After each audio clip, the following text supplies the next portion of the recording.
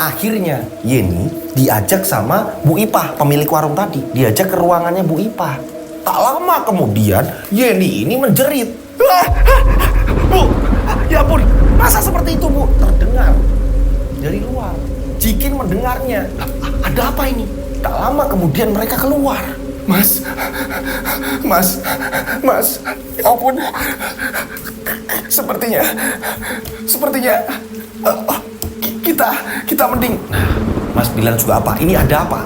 Nah, Bu Ipah ini sembari membetulkan bajunya. Apa yang Yeni lihat itu efek dari ibu pernah yang namanya angon tuyul.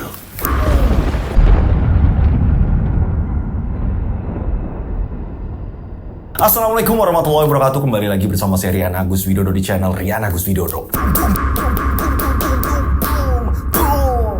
Apa kabar semuanya? Mudah-mudahan kalian dalam keadaan sehat walafiat. Itulah doa saya setiap hari. Monggo silakan absen namanya siapa, kotanya di mana, biar saya kenal tambah deket dengan kalian. Itulah gunanya kolom komentar gitu loh. Dengan kalian menyebutkan nama kalian, kota kalian, ini menjadikan saya hafal satu persatu siapa lagi keluarga saya. Gitu. Karena saya menganggap kalian ini sudah bukan lagi subscriber. Gitu, sudah tidak lagi subscriber. Subscriber ini ibarat yang ada di YouTube saja Mas Lutfi, yang untuk ngeklik saja gitu. Tapi dari hati saya ini saya menganggap penonton saya, penonton setia saya yang selalu mengikuti Rian Agus Widodo ini adalah family saya, keluarga saya. Mudah-mudahan kalian ini banyak rezeki melimpah, amin. Sehat selalu, itulah doa saya ya. Dan pada akhirnya ini part kedua, dimana judul part pertama ini dia, angon tuyul. Nah di sini part keduanya. Pada saat itu, Jikin dan Yeni ini dikagetkan saat mereka berteduh. Mereka ini akan melakukan perjalanan ke tempat dukun yang menyediakan praktek pesugihan tuyul tadi. Ini tiba-tiba dihentikan oleh seorang ibu-ibu. Gitu, ibu-ibu pedagang warung di situ. Kita sebut saja namanya Bu Ipah. Dan Bu Ipah memperlihatkan payudaranya yang dimana penuh dengan koreng, penuh dengan luka. Yang sampai sekarang ini masih berasa sakitnya. Akankah Yeni ini dan Jikin akan melanjutkan melakoni praktek tersebut ya kan, angon tuyul, atau akhirnya justru malah mundur karena sudah diingatkan oleh Bu Ipah? Kalian penasaran semuanya? Ini part 2-nya. Tak perlu lama-lama lagi, kita langsung saja menuju ke ceritanya.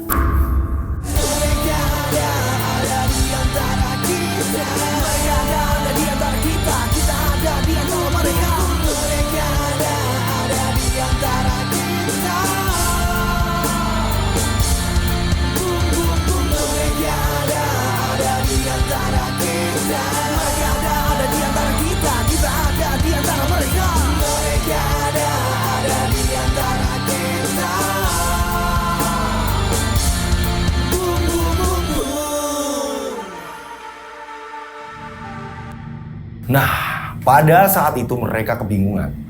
Yeni pun ketakutan. Mas, kok mengerikan ya Mas? Itu Bu Ipah sampai seperti itu. Mereka bener-bener ya kan takut. Jikin juga ngomong, udah mendingan jangan. Mendingan jangan. Nah, di sini Bu Ipah menceritakan awal seperti apa perjalanan beliau hingga bisa lepas dari tuyul yang diangonnya. Bu Ipah pun pada akhirnya cerita, ini loh, kenapa saya akhirnya bisa berhenti? Saya ini punya rentetan cerita. Awal bagaimana saya terjerumus seperti ini dengan keluarga saya. Bu Ipah pun cerita. Nah, kita flashback sejarah cerita dari Bu Ipah. Dari mulai Bu Ipah kecil sampai dia ini ngangon tuyul. Sampai dia ini menyusui tuyul. Cerita pun dimulai. Flashback Mas Abril. Pada saat itu Ipah yang masih kecil ya kan, masih sekolah SD, Ipah ini disayang oleh orang tuanya. Ipah hidup di kampung pelosok. Bapak ibunya bener-bener menyayangi Ipah karena apa? Ipah ini sebenarnya anak kedua. Anak pertamanya Pak Dirjo, bapaknya Ipah. Ini sebenarnya anak laki-laki, akan tetapi meninggal dunia waktu kecil. Ipah belum lahir. Nah, setelah meninggalnya anak Pak Dirjo yang pertama, ini Ipah yang anak kedua sekarang berarti menjadi anak sematawayang. Pak Dirjo ini sangat menyayangi Ipah. Bahkan ketika Ipah ini dimarahi oleh ibunya, dia ini melakukan kesalahan apa, Pak Dirjo ini langsung memarahi balik istrinya. Bu, jangan keras-keras sama Ipah. Bapak nggak seneng. Boleh ngasih tahu tapi nadanya jangan keras. Ingat Bu, Ipah satu-satunya anak kita. Bapak nggak mau Ipah ini dibentak-bentak ibu, terus nanti besarnya akhirnya benci sama ibu. Bapak nggak mau. Ngerti Bu? Iya Pak, tapi kan dia ini udah nurut sama Bapak. Nah, disinilah Pak Dirjo memperlakukan Ipah ini sungguh istimewa. Gitu, sangat-sangat dimanjakan. Nah, Pak Dirjo ini bekerja sebagai tukang urut. Gitu. Dan Pak Dirjo entah ini punya keturunan atau apa segala macem, intinya ketika ada orang yang kesleo atau orang yang capek-capek, dengan tangan Pak Dirjo, orang tersebut sembuh. Bahkan metode penyembuhannya ini lumayan unik gitu. Jadi ketika ada orang kesleo atau apa gitu kan, atau mungkin patah tulang, ini Pak Dirjo ini ke belakang membakar kayu. Jadi nanti kalau kayu itu udah terbakar ya kan, udah panas gitu, akan tetapi sudah tidak ada apinya gitu kan ya. Ini hanya percikan-percikan api saja. Ini panas dari bara tersebut ini didekatkan ya kan, ini didekatkan di bagian yang kesleo atau yang patah tulang. Nggak ditempelin, nggak, hanya penghangat saja. Setelah itu baru diurut. Tugas istrinya Pak Dirjo membantu untuk meramu minyak urut. Selain itu, istrinya Pak Dirjo juga bekerja di pasar. Gitu. Di pasar dia ini nanti disuruh-suruh. Gitu. Bersihin toko, bersihin ruko, ngepel, nyapu segala macam. Inilah istrinya Pak Dirjo, bekerja seperti itu. Jadi kan nggak selalu nih yang namanya Pak Dirjo ini ada pasien. Gitu. Nah, istrinya Pak Dirjo membantu perekonomian lewat membantu kerja di warung, bersih-bersih warung segala macam seperti itu. Memang mereka berdua ini bahu-membahu. Gimana caranya ini agar Ipah ini bisa sekolah? Nah, lewat ibunya Ipah ini bekerja di toko-toko, ini banyak orang-orang Cina gitu. Nah, ibunya Ipah, istri dari Pak Dirjo, ini ikut mempromokan. Ketika juragan-juragan di tempat dia kerja ini kelelahan atau apa, ibunya Ipah pun ikut mempromosikan gitu. Juragan kalau malah lagi capek-capek pagelinu, suami saya bisa mijit. Oh gitu, ya udah panggilin aja suami kamu, panggil aja suruh sini. Saya pengen pijit-pijit. Saya ini bener-bener lala, capek saya ini. Nah, koko-koko itu, ya kan, dia ini mau dengan pijitannya Pak Dirjo. Nah, ini membuat akhirnya ini semacam kayak kerjasama kan, ya kan? Ibunya Ipah yang bekerja, terus di situ ada juragannya yang pegel-pegel atau apa segala macam, manggil suaminya gitu kan. Pak Dirjo pun akhirnya banyak pelanggan. Dia ini pergi dulu ke kota. Memang agak jauh dari perkampungan menuju ke pasar ke kota gitu, agak jauh ditempuhnya. Akan tetapi itu semua karena demi uang. Gitu, mijit-mijit ke sana kemari, seneng lah. Ipah minta apapun selalu dituruti. Biaya sekolah Ipah ini lancar.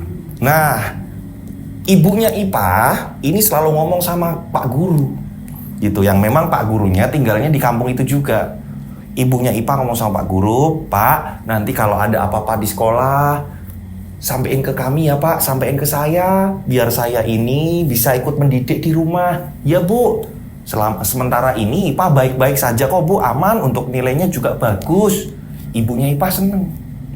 Nah, berjalannya waktu ya kan, ini aman-aman saja keluarga mereka, perekonomian juga aman. Akan tetapi ketika Ipah masuk ke SMP, inilah baru ada sesuatu yang karena mungkin kurangnya perhatian dari orang tua, keduanya sama-sama sibuk, begitu juga dengan Pak Dirjo, terus istrinya ya kan, sama-sama mereka ini mencari uang.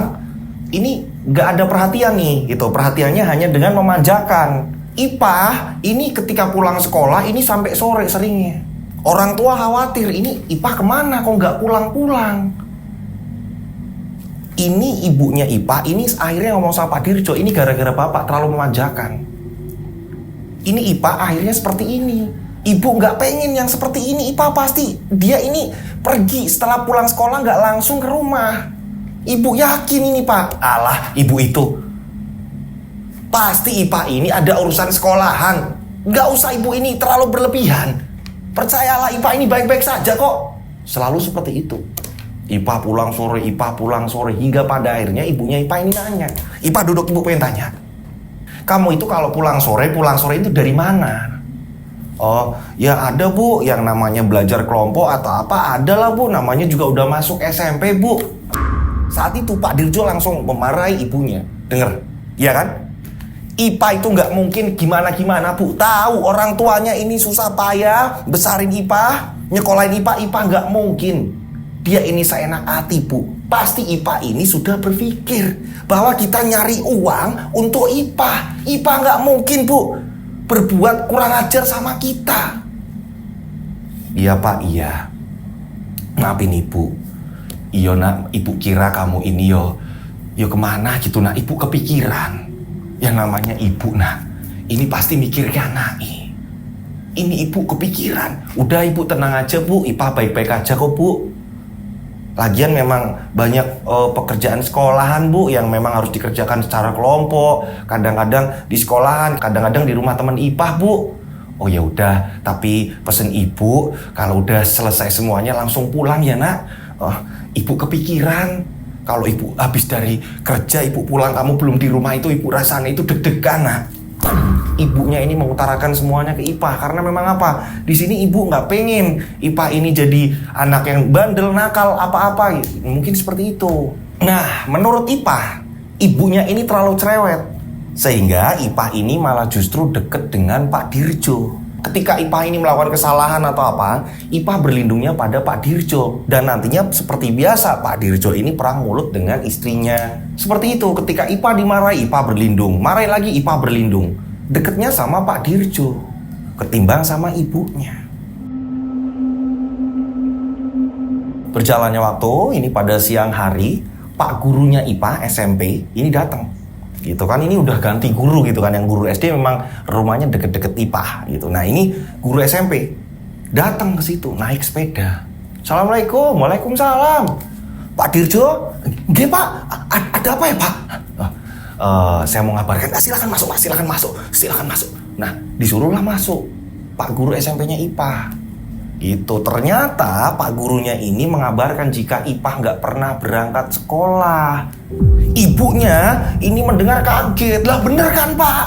Jadinya kayak gini. Pak lah, kenapa IPA nggak pernah berangkat Pak? Lah saya ini malah bingung. Harusnya Bapak Ibu di rumah ini juga mempertanyakan. Setiap IPA pulang sekolah bagaimana? Ya kan? Pelajaran apa?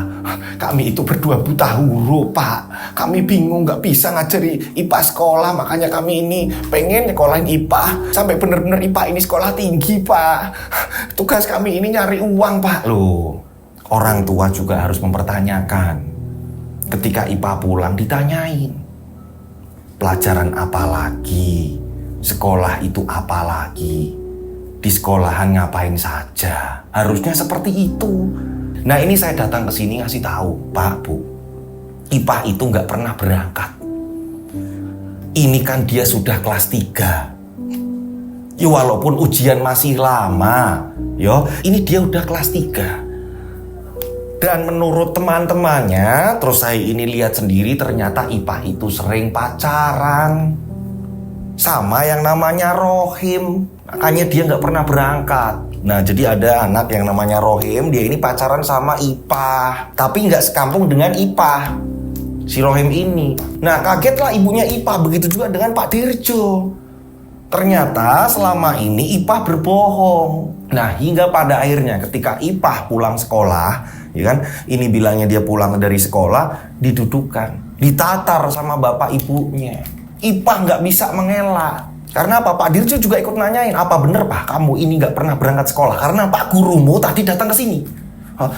IPA sekolah, nggak usah bohong. Ibunya IPA juga ikut ngomong. Iya nak, apa bener kamu udah pacaran? Iya nak, ibu malu nak. Jadi untuk di era dulu ada orang pacaran ini malu, nggak kayak sekarang ya Mas Lutfi ya. Anak-anak muda udah pada pacaran. Jadi di era dulu ternyata ini orang pacaran ini malu.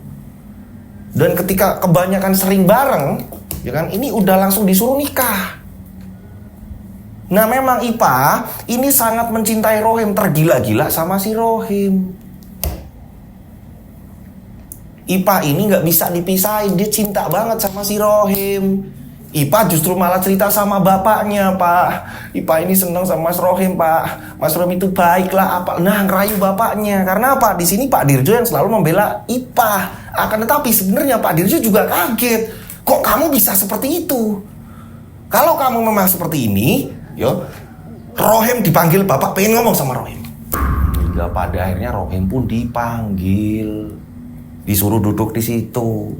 Nah, yang saya bilang tadi, ya kan, daripada terjadi hal yang tidak diinginkan gitu, akhirnya mereka pun dinikahkan. Karena memang Ipa udah ngebet pengen nikah sama si Rohim. Ipa udah ngebet banget. Ibunya Ipa, ya kan, ini sebenarnya nggak setuju. Nggak setujunya kenapa? Ini bapaknya Rohim sering sekali di pasar, dia ini nganggur-ngangguran.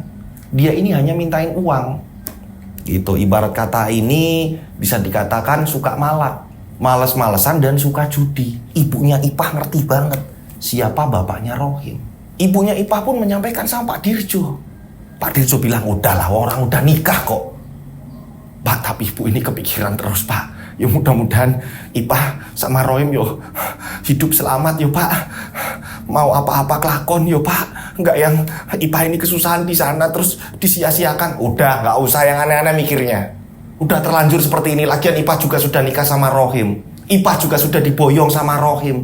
Ipah diboyong sama si Rohim. Hari-hari mereka yang biasanya ada Ipah akhirnya sepi. Sepi sekali. Setiap mereka pulang hanya mereka berdua cerita-cerita. Dan Ipah ini jarang ke rumah. Nah, ternyata perasaan ibu Ipah ini benar, terjadi juga. Jadi ketika Ipah pulang, Ipah ini hanya minta uang. Bu, ada uang nggak, Bu? Ipah nggak ada pegangan. Lah terus suamimu apa nggak kerja dong? Suami lagi nggak kerja, Bu. Kebetulan kemarin sempat kerja tapi ini udah nggak lagi, Bu. Ya doain, Bu, nanti ada kerjaan lagi. Pak Dirjo denger, Pak Dirjo langsung ngasih uang. Terus menerus seperti itu. Ketika Ipah pulang hanya dia minta uang. Nah, disinilah istrinya Pak Dirjo pun ngomong sama Pak Dirjo, bener kan, Pak? Apa yang ibu takutkan terjadi? Anak kita loh, Pak, di sana itu makan apa enggak? Terus si Rohim itu ngurusin apa enggak? Dia ini kerja apa enggak? Udahlah, Bu, nanti Bapak coba tak cek ke sana, tak ngomong sama orang tuanya juga.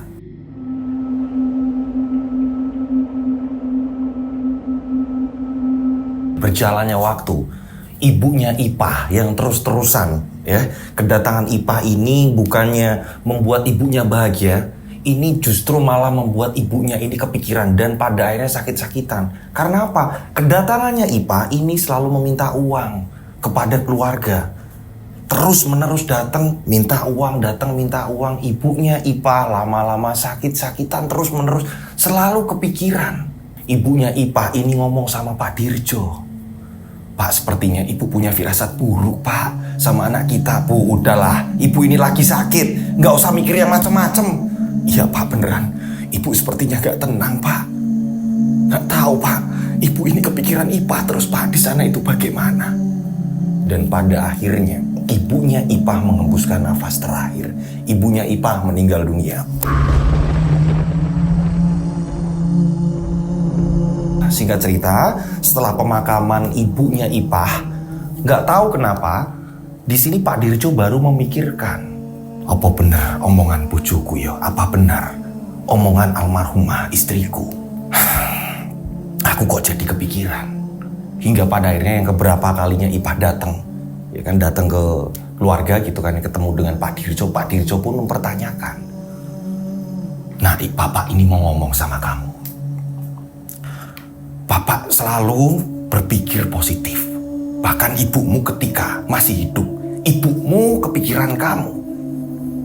Berpikir bahwa kamu hidup susah segala macam. Bapak ini selalu membuang jauh-jauh. Membuang jauh-jauh pikiran itu. Bapak yakin kamu di sana baik-baik saja. Akan tetapi setelah kematian ibumu, di sini Bapak baru berpikir. Nggak tahu kenapa Bapak kepikiran terus. Sebenarnya kamu di sana sama Rohim itu hidupnya gimana? Orang setiap kamu datang selalu minta uang, minta uang, minta uang. Sebenarnya bagaimana nak? Bapak pengen ngerti. Dan Rohim setiap datang ke sini nggak pernah lama. Dia nganterin kamu, setelah itu dia pergi. Nanti dia jemput kamu, nggak pernah lama di sini. Bapak baru ngobrol sebentar, Rohim langsung pergi. Sebenarnya nak, apa yang terjadi pada kalian? Pada saat itu, ya kan, Ipah ini nggak berani ngomong apa sebenarnya yang terjadi pada Ipah. Ipah masih menutupi suaminya. Nah, hingga pada akhirnya, ya kan, ini Ipah terus-menerus bilang baik-baik saja agar bapaknya nggak kepikiran. Karena tinggal orang tua ini, tinggal satu-satunya bapaknya Ipah. Sedangkan ternyata yang terjadi di keluarga Ipah ini sering cekcok sama Rohim. Dan ternyata benar. Rohim ini ya, dia ini gak jauh-jauh sama bapaknya Rohim, gak jauh beda.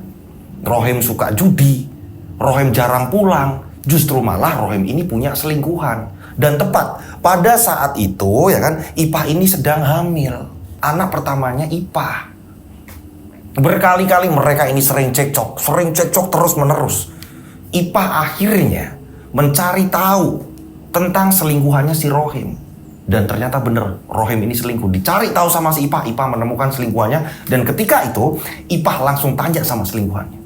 Dan selingkuhannya bener, ngomong, iya, Mas Rohim juga sudah janji bakal nikahin aku, akan menceraikan kamu, Mbak. Ipah menanyakan kepada Rohim. Dan Rohim ini justru malah menyiksa Ipah, menampar-nampar Ipah ketika Ipah mempertanyakan hal itu. Ipah menceritakan bahwa saya sudah ketemu mas sama selingkuhan kamu. Ternyata bener kan selama ini kamu selingkuh. Ternyata selama ini aku yang nutupi kepada orang tuaku. Ternyata kamu seperti ini ya mas. Bener apa kata ibuku. Aku yang di sini mas. Aku ngerasa bersalah mas. Ibuku meninggal. Ini gara-gara memikirkan aku mas. Aku selalu nutupin apapun kelakuan kamu. Diam kamu ya. Wah. Disiksa Ipah. Padahal lagi hamil. Hingga pada akhirnya Ipah pun diceraikan. Dan ternyata bener suami Ipah lebih memilih selingkuhannya. Ipah pun akhirnya pulang. Pada saat Ipah pulang dengan perut yang dia ini lagi hamil, barulah cerita sama Pak Dirjo sembari nangis dan minta maaf. Dia sujud. Selama ini dia berbohong bahwa benar apa kata ibunya Ipah. Selama ini Ipah ini hidup tersiksa. Sering disiksa sama suaminya, jarang dikasih uang. Bahkan Ipah menceritakan kalau suamiku Pak sebenarnya dia punya selingkuhan. Dan sekarang aku memilih untuk pulang di tempat Bapak. Maafin Ipah ya Pak. Saat itu juga Pak Dirjo geram. Apa Bapak harus ke tempat Rohim? Apa Bapak harus ke tempat Rohim? Dan ketemu sama si Rohim? Nggak usah Pak, udah Pak. Rohim ini sudah mau menikah lagi Pak. Udah Pak, biarkan sudah Pak, cukup. Lagian kalau dipaksakan Ipah nggak kuat Pak. Benar apa kata ibu, sebenarnya Ipah ini tersiksa hidup sama Rohim Pak. Nah Ipah terus memohon agar Pak Dirjo ini tidak berontak atau mungkin balas dendam atau apa segala macam kepada mantan suaminya si Ipah. Gitu karena mau udah cerai. Nah Ipah akhirnya hidup bersama Pak Dirjo. Pak Dirjo pun menerima kenyataan yang sangat pahit itu. Istrinya meninggal dan anaknya cerai dengan suami. Pak Dirjo hidup bersama Ipah. Ipah yang masih hamil. Ini Ipah kasihan melihat bapaknya yang semakin tua kan. Bapaknya semakin tua, dia tetap menjadi tukang urut, tukang pijet. Ipah melihat kondisi di desanya. Yang sekiranya Ipah bisa lakukan untuk membantu perekonomian, Ipah mau lakukan. Dan ternyata benar. Saat itu Ipah tanya tetangga-tetangganya, ya kan, dia ini ikut berkebun di salah satu perkebunan milik juragan. Ipah ikut berkebun di situ. Padahal banyak yang ngomong, "Pak, mending udah istirahat, kamu lagi hamil." Dipaksain sama si Ipah. Ikut berkebun, ikut apa segala macam karena nggak tega melihat di sini Ipah terlalu merepotkan bapaknya, apalagi dari kecil Ipah berasa dimanjakan oleh bapaknya. Ipah ngerasain hal itu. Ipah baru sadar bahwa selama hidupnya ini banyak merepotkan keluarga. Berjalannya waktu ya kan, yang namanya tukang pijat mulai banyak. Pak Dirjo sudah tidak seperti dulu lagi, dipanggil ke sana kemari, datang ke toko-toko sampai Pak Dirjo jemput bola, menanyakan, "Pak, mau urut nggak? Kok mau urut nggak?" Menanyakan, datang ke sana kemari. Dan hasilnya ini sedikit, nggak seperti dulu. Karena mungkin tenaganya Pak Dirjo ini nggak sekuat pada waktu mudanya. Pak Dirjo ini nggak tega melihat Ipah dalam kondisi hamil tua, ya kan, berjalannya waktu, masih berkebun. Pak Dirjo ini menangis melihat anaknya, apalagi ini yang di dalam kandungan, ini ketika lahir ini udah nggak bakalan ada bapaknya kan. Pak Dirjo sedih melihat Ipah yang berjuang juga. Sedih Pak Dirjo. Akan tetapi Ipah ketika diingatkan, "Pak, wes, bapak nggak tega, udah biar bapak aja yang kerja." "Nggak usah Pak, Ipah masih kuat kok." Yang ada hanya kesedihan.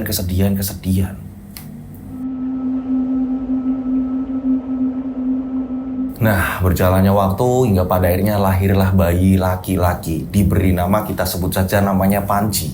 Semenjak Panji lahir, ini otomatis Ipah yang tadinya dilarang, dia ini tetap ngeyel pengen kerja karena memang sudah ada Panji.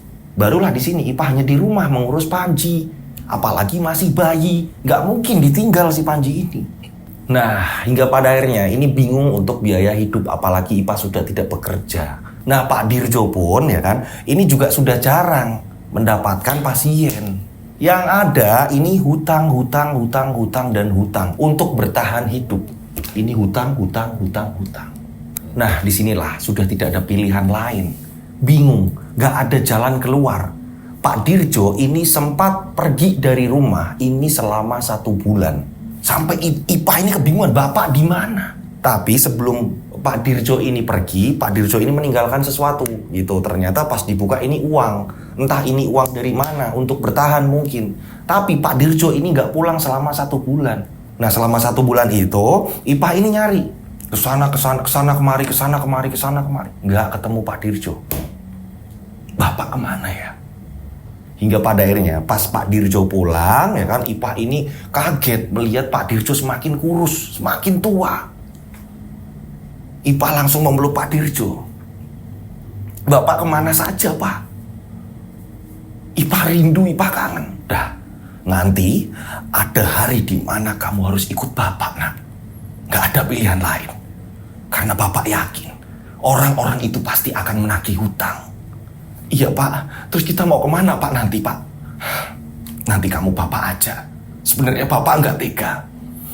Ya nanti kalau kamu itu mau, ya kita jalani. Tapi kalau tidak, ya tidak apa-apa." Kemana ini? Mau diajak kemana nih sama Pak Dirjo? Nah, berjalannya waktu, Panji pun sudah mulai boleh dibawa keluar. Nah, saat itu hari yang ditentukan, Ipah diajak sama bapaknya untuk menuju ke suatu tempat. Memang perjalanan begitu jauh. Nah, ternyata kepergian mereka ini menemui seorang kakek nenek yang udah tua. Tinggal di gubuk ini cuma berdua. Nah, pada saat itu Ipah pun disuruh langsung salim sama kakek nenek itu tadi. Ipah nggak ngerti. Ipah disuruh apa-apa. "Udah, kamu diam dulu." Nah, ternyata selama 1 bulan perginya Pak Dirjo, ternyata ini berguru dengan kakek nenek itu tadi. Nah, pada saat itu tiba-tiba nenek itu langsung ngomong, "Jo, iki toh anakmu yang nanti yang bakal nyusui." "Oh, Pak, apa ini Pak, nyusui apa Pak?" "Jadi gini Nduk, Bapak ini memang rencana mau angon tuyul." Ipah kaget, "Kok angon tuyul Pak?" "Gak ada pilihan lain. Dan Bapak di sini sudah berguru. Ini sudah lama. Selama ini Bapak meninggalkan kamu, ya Bapak ada di sini. Dan Bapak sudah yakin dengan jalan ini tak ada pilihan lain, Duk. Apakah kamu bersedia?" "Tapi Pak, masa iya Ipah nyusuin tuyul?" Di sini Ipah bingung. Gak ada pilihan lain. Apalagi Ipah melihat perjuangan bapak ibunya sampai ibunya meninggal. Ipah belum bisa membahagiakan kedua orang tuanya. Nah, tapi Pak, ini nanti gimana? Lah, terserah kamu. Kalau kamu enggak, berarti kita pulang. Kita hadapi lagi kehidupan yang pahit ini. Nah, Ipah udah berpikir juga, nanti gimana ketika di rumah. Ipah berpikir gak ada jalan lain juga. Hingga pada akhirnya Ipah pun mengiyakan. Ipah mau menyusui tuyul tersebut yang dari nenek dan kakek itu. Akhirnya mereka berdua ini menjalani ritual sebelum penyerahan tuyul. Singkat cerita, ya kan, setelah semuanya berjalan lancar, mereka pun pulang. Ini nggak tahu kenapa, sesampainya di rumah ya kan, udah mulai ritual juga segala macam mengenai tuyul ini gitu kan ya. Ipa ini ngomong sama bapaknya, "Pak, nanti kalau sudah mulai jalan, tolong Pak balaskan dendam Ipa." "Apa nduk pingin kamu apa ngomong?" "Ipa pengen menguras hartanya Rohim Pak. Selama ini Rohim ini nyiksa. Selama ini Rohim yang membuat Ipa ini hancur Pak. Yang membuat ibu jadi meninggal Pak. Tolong Pak balas dendamkan Ipa Pak." Nah, Pak Dirjo mengiyakan gitu. Jadi tuyulnya ini digendong sama Pak Dirjo. Pak Dirjo ini keliling setiap malam dan memang orang nggak pada lihat, lewatnya ini perkebunan. Nah, hingga pada akhirnya ya kan, ketika sudah berjumpa rumahnya Rohim, tuyul itu dilepas. Tuyul itu dilepas dan benar ternyata menguras hartanya Rohim. Tuyul itu segera pulang lagi. Terus menerus. Tak hanya rumah Rohim, rumah yang lain, terus menerus. Nah, Pak Dirjo ketika bertemu dengan orang, Pak Dirjo bilang kalau dia ini mau ngurut. Yang namanya ngurut, mijat segala macam, ini kan bisa tengah malam atau apa gitu. Pak Dirjo ketika berpapasan dengan orang, dia selalu bilang seperti itu. Dan prakteknya itu kalau dia mau datang ke tempat juragan yang lagi mau diurut atau apa gitu kan ya, tuyul ini yang tadinya digendong atau ditaruh di belakang ini diturunkan di depan rumah. Barulah Pak Dirjo ini masuk. Metodenya Pak Dirjo ini bilang sama yang mau diurut, "Pak, ngurutnya di ruang tengah aja Pak, nggak usah di kamar, di sini aja Pak. Ngadepnya ke sana aja Pak, biar enak." Padahal disitulah ini mempermudah tuyul ini masuk kamar. Karena urutnya ini, pijetnya ini nggak di dalam kamar. Jadi si tuyul ini langsung mengambil uang milik orang yang minta diurut sama Pak Dirjo. Tuyul kabur. Selalu seperti itu. Dan pada akhirnya perekonomian keluarganya Ipah, antara Ipah dan Pak Dirjo ini bisa kembali mempunyai uang dan bisa membayar hutang. Tak hanya itu, mereka pun bisa membeli apa yang mereka butuhkan. Orang tidak ada yang mengira bahwa mereka ini angon tuyul ini gak ada yang tahu. Pak Dirjo terus berjalan lancar sampai mereka ini uangnya ini banyak, hutang semuanya lunas, aman, gak ada orang yang curiga. Dan terdengar Rohim ini ya kan hancur. Kabar Rohim hancur ini sampai ke telinga Ipah. Ipah lega, senang. Bahkan kehidupan Rohim dan istri barunya berantakan. Ipah seneng banget. Nah, ini yang aku tunggu-tunggu, hancurnya Rohim. Dan Ipah juga sering datang ke makam ibunya, meminta maaf terus-menerus. Selama ibunya masih hidup, Ipah ini belum bisa membahagiakan ibunya.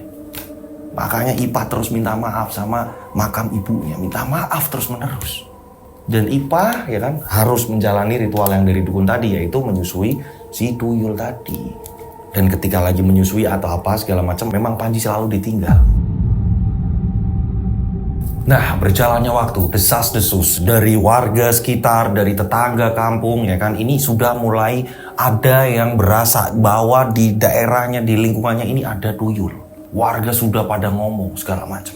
Saat itu juga Pak Dirjo juga berhenti operasi dulu, agar warga tidak mengetahui. Ketika Pak Dirjo merasakan, wah ini warga udah aman, sepertinya udah aman, gak ada desas-desus lagi gitu kan ya, barulah Pak Dirjo beraksi lagi. Ini berjalannya waktu, ini Panji juga usianya udah 1,5 tahun.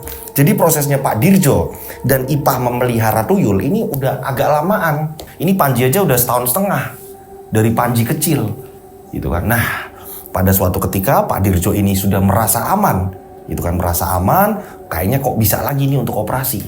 Ternyata pada saat itu juga ini ada sesuatu hal yang memang mungkin hari apesnya Pak Dirjo. Kalian pengen tahu apesnya seperti apa? Jadi seperti ini. Ketika beroperasi seperti biasa, tuyul itu digendong, ya kan, nanti dilepas ketika sudah mendekati rumah di mana Pak Dirjo ini mengurut atau memijat orang yang mau dipijat gitu kan ya, juragan atau apa segala macam, diturunkanlah tuyul itu. Yang biasanya Pak Dirjo ini menurunkan sudah deket, ini tumben karena ada beberapa orang lalu lalang ya kan di depan rumahnya salah satu juragan tersebut. Kita sebut saja namanya Pak Imron. Pak Imron ini sedang ada tamu di depan rumah. yang memang menunggu kedatangannya Pak Dirjo juga gitu. Sembari Pak Imron ini nunggu Pak Dirjo datang, Pak Imron ini ngobrol-ngobrol sama warga. Makanya Pak Dirjo menurunkan tuyulnya ini agak jauhan gitu. Setelah itu Pak Dirjo barulah menuju ke tempatnya Pak Imron. Lon Won, Assalamualaikum. Wah, ini Pak Dirjo ini udah datang. Yaudah, bapak-bapak, maaf yo, saya mau pijet, badan saya ini pegel-pegel. Oh ya Pak, silakan. Akhirnya warga pun bubar. Langsung mereka ini masuk. Gitu, mereka masuk ya kan, ini seperti biasa ngurut sembari cerita-cerita nih, ngobrol-ngobrol. Akan tetapi Pak Dirjo di situ tidak tenang. Tidak tenangnya apa? Aduh, tadi ngobrol apa ya? Nah, Pak Dirjo ini menanyakan kepada Pak Imron.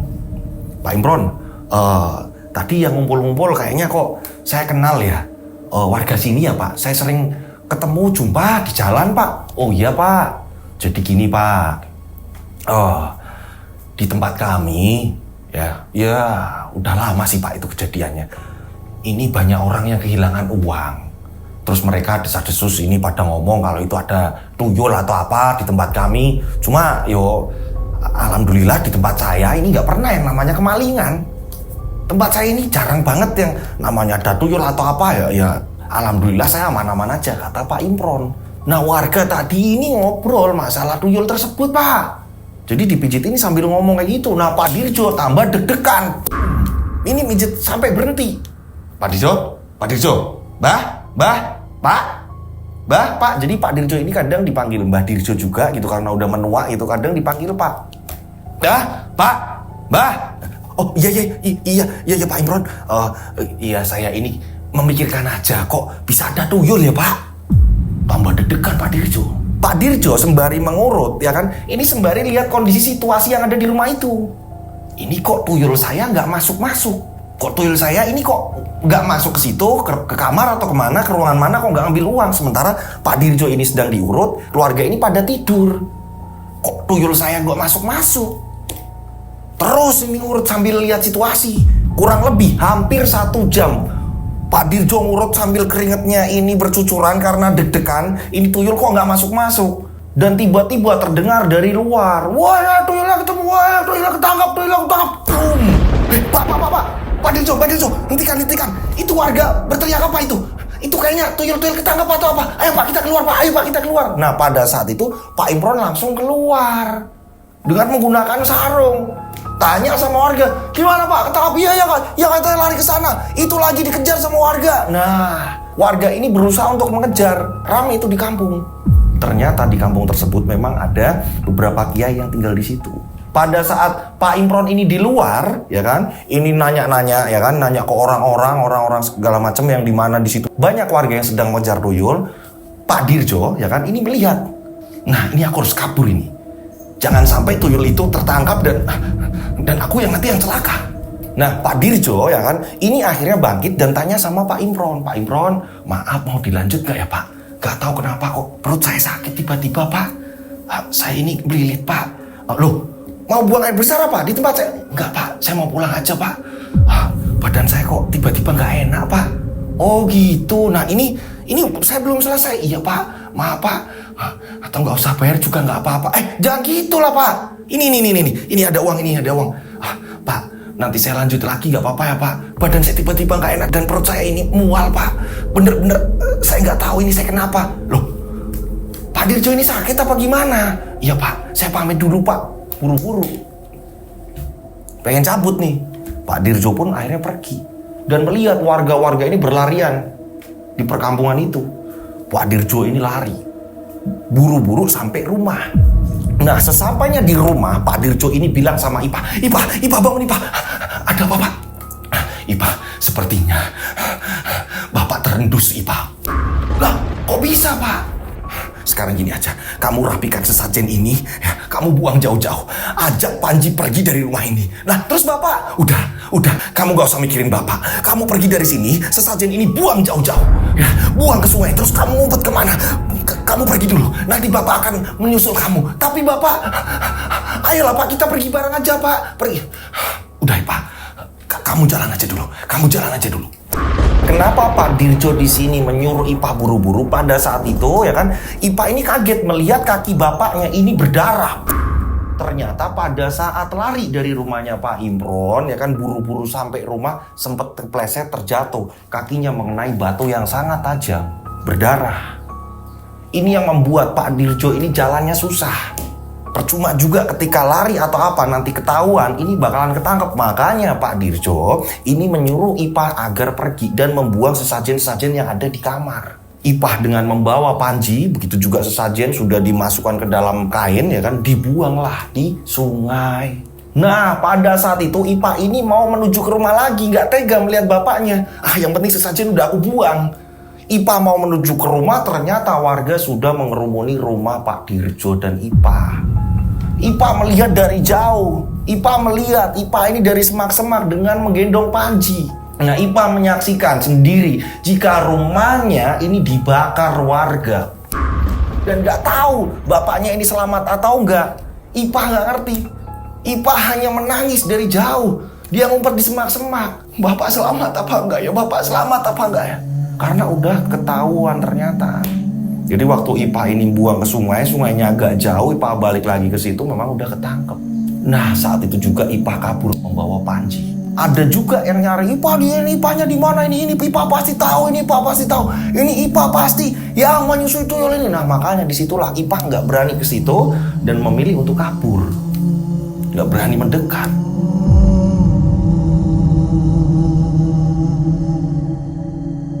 Ipah akhirnya pergi ke kota. Dia ini naik angkot sedapet-dapetnya, berjalan terus-menerus menjauh dari kampungnya. Takut, ya kan, takut warga tahu segala macam. Hingga pada akhirnya, ya kan, dia sampai ke kota orang. Ipah mencari uang di situ, memohon pekerjaan, terus-menerus berjalan, berusaha semaksimal mungkin untuk membesarkan panji. Akan tetapi payudaranya ini terus mengeluarkan darah dan sakit. Nah, panji pun sudah tidak menyusu lagi selama itu. Benar-benar pahit kehidupan Ipah dan Panji. Ipah ini tidur di depan warung, di depan gerobak sayur, dimanapun yang bisa untuk istirahat, Ipah ini numpang tidur di situ. Dan banyak orang yang menolong akhirnya, ngasih uang, ngasih makan, terus-menerus seperti itu, berjalan terus-menerus. Nah, hingga pada akhirnya, ya kan, Ipah mendapatkan pekerjaan. Ipah akhirnya membantu, ya kan, orang-orang yang lagi jualan. Ipah ikut ngangkut-ngangkut atau apa, Ipah ngumpulin uang. Ipah pun akhirnya ngontrak sebuah rumah kecil. Dan setiap hari Ipah jualan jajanan, sarapan atau apa, di mana dia ini gimana caranya bisa membesarkan Panji. Nah, berjalannya waktu, ya kan, Panji pun tumbuh besar. Pada saat itu Panji ini udah tahu cerita semuanya tentang dulu-dulu ibunya seperti apa. Panji pun berusaha semaksimal mungkin, bekerja, pengen menyelamatkan ibunya. Karena apa? Ibunya ini berjuang bener-bener susah payah membesarkan Panji. Panji merantau, Panji ikut kerja orang. Setelah mendapatkan uang, hingga pada akhirnya Panji pun bisa membelikan ibu rumah. Membeli sebidang tanah, ya kan, dibuat rumah di pinggir jalan, dan dibuat warung. Sampai pada akhirnya sekarang. Gitu, flashback pun selesai. Nah, disitulah Bu Ipah menceritakan, ya kan, semua yang pernah ia lakukan. Ya kan, Ibu Ipah dengan bapaknya ini ngangon tuyul. Dulu itu menyebutnya ngangon tuyul, angon tuyul. Ini ngomong sama Yeni dan Jikin. Gitu. Saat itu Yeni juga ketakutan. Iya mas, kayaknya aku nggak bisa mas, ngeri mas.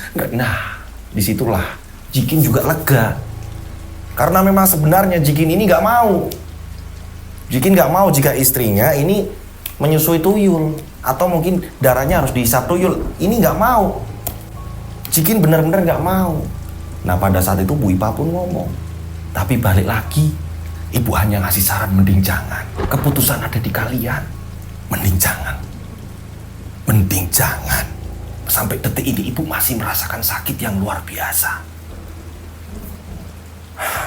Ibu nggak ngerti akan sampai kapan ini berakhir. Dan memang benar-benar penuh dengan luka. Kadang kering, kadang enggak. Sakitnya terus-menerus. Nah, setelah hujan reda, Jikin dan Yeni pun pamit. Ya kan? Nah, akhirnya mengurungkan niat. Balik lagi mereka ke kontrakan.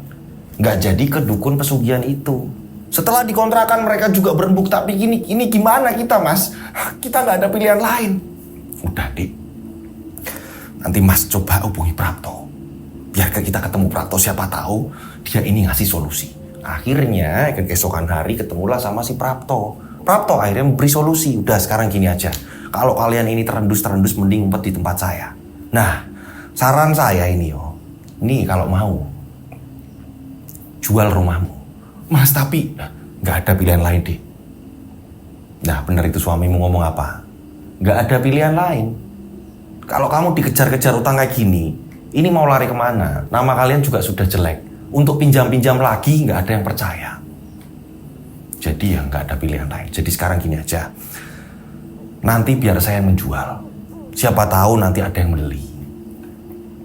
Ini terpaksa. Akhirnya pun mereka pun mau nggak mau akhirnya mengiyakan. Prapto pun berusaha semaksimal mungkin untuk menjual rumah. Ya kan, warga sempat kaget kalau rumah itu dipasang plang dijual. Singkat cerita, rumah itu laku tapi dengan harga yang murah, tidak harga yang tinggi. Yang penting bisa buat nutup hutang-hutang. Hasil dari penjualan rumah itu, untungnya ini masih ada sedikit sisa buat pegangan mereka memulai dari nol lagi. Dan mereka tinggalnya akhirnya pindah ke tempat ibunya setelah sudah melunasi semua hutang-hutangnya. Ibunya untungnya nggak apa-apa nih.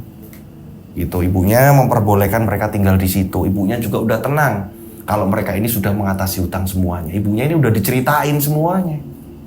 Dan bersyukurnya mereka ini tidak melanjutkan pesugihan Angon Tuyul tadi.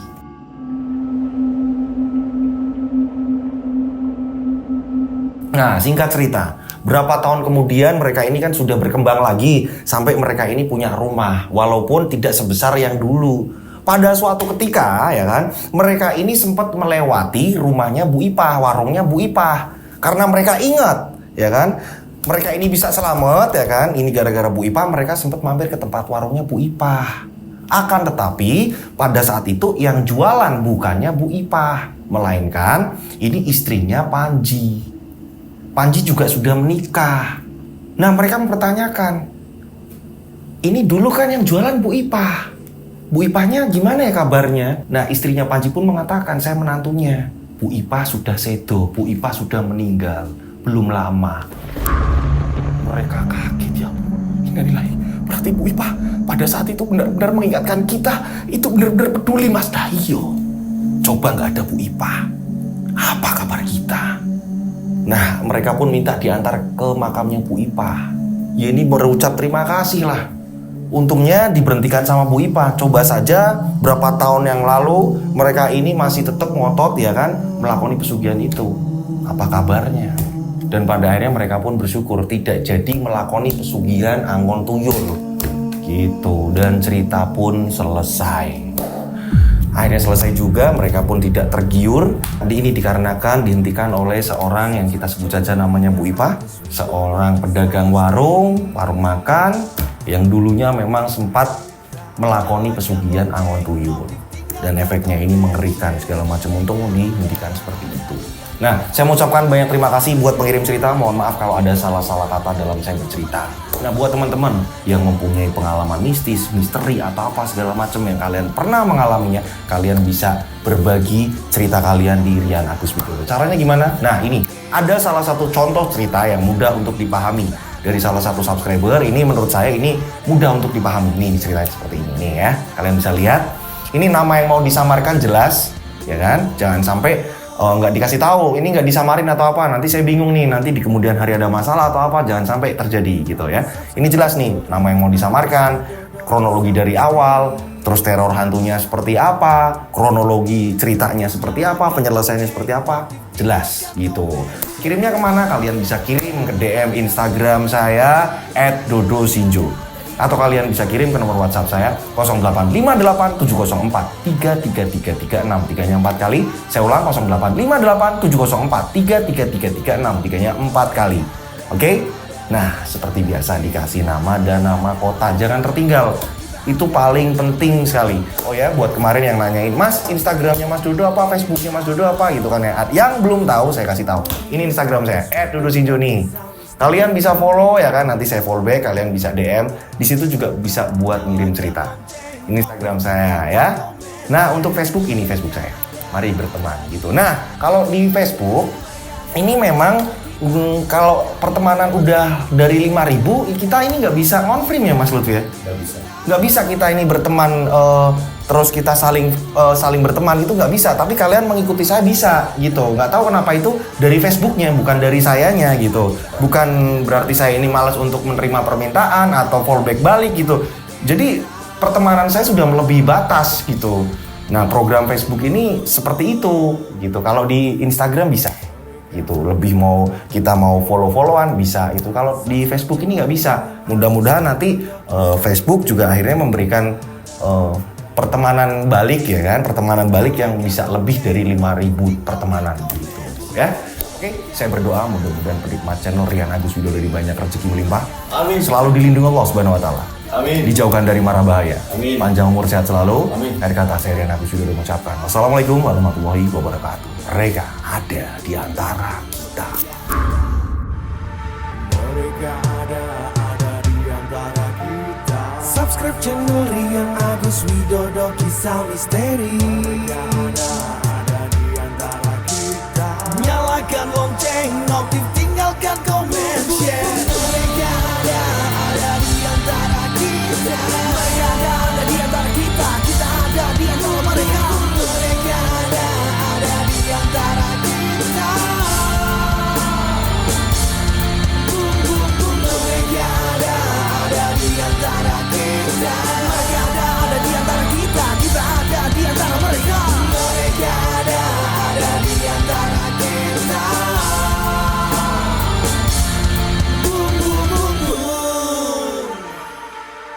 Mereka ada di antara kita. Subscribe channel Rian Agus Widodo, kisah misteri. Mereka ada di antara kita. Nyalakan lonceng.